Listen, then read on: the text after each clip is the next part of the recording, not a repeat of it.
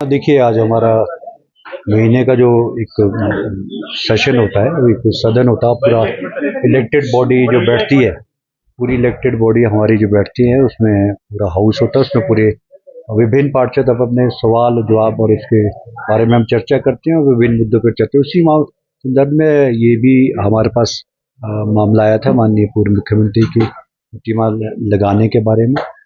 और दूसरा एक इशू ये था कि हमारे विभिन्न जो क्वेश्चंस थे लगे, उसको हम लेकर के विभिन्न चर्चा करते हैं। एक मेरी बैठक हमें पिछले कल दिल्ली गया था, जिसमें हमारा एक बड़ा अहम जो हमको काफ़ी बड़ी कामयाबी मैं कहूँगा कि उसको मिली है, जिसमें अर्बन डेवलपमेंट मिनिस्ट्री के सेक्रेटरी से लेकर और कमीशन के लेवल के मेंबर्स थे, जिसमें मैंने एक विचार एक उन्हें अपनी साझा किया उनके साथ कि हम पहाड़ी इलाकों में कैसे विभिन्न डिफ़िकल्टीज फेस करते हैं, चाहे वो कूड़े को लेकर के है, चाहे वो हिमाचल की सुंदरता को लेकर या पर्यावरण को लेकर के, पोल्यूशन को लेकर के। क्योंकि हम जो भी काम करते हैं उसको शहरी इलाकों से कंपेयर नहीं कर सकते। तो इस तरह का ये सारी इश्यूज हमारे पास आए थे और एक ट्रेनिंग इंस्टीट्यूट खोलने का हमारी एक बात हुई है, जो हमने हाउस से पिछली बार पास किया था। चाहे वो हमारे और एक जैसे हिप्पा में हमारे पास ट्रेनिंग इंस्टीट्यूट है, उसी तरह का एक मामला वहाँ पे 4 इंस्टीट्यूशन देश में खोलने की बात की थी। तो उसमें मैंने अपना विचार रखा कि हमारे पास जगह भी है, नगर निगम अपनी जगह उसको उपलब्ध कराएगा, लेकिन हमारे यहाँ पे भी एक बड़ा इंस्टीट्यूशन खोलना चाहिए, जगह हम उपलब्ध कराएंगे। तो ये सारी इश्यूज जो है हमारी चर्चा डिटेल में, और मुझे इस बात की खुशी है कि हमारी बात को बड़ी गंभीरता से सुना गया और सारे जो मुद्दे हैं उसको हमने लिखित रूप पर उनको मिनिस्ट्री ऑफ यूडी को भी देंगे और जो हमारे टैक्स और इसके डिपार्टमेंट के जो दूसरे लोग हैं, चाहे वो प्रजा ये संस्था थी, उसके माध्यम से और ट्रेनिंग हमारे से करवाई गई।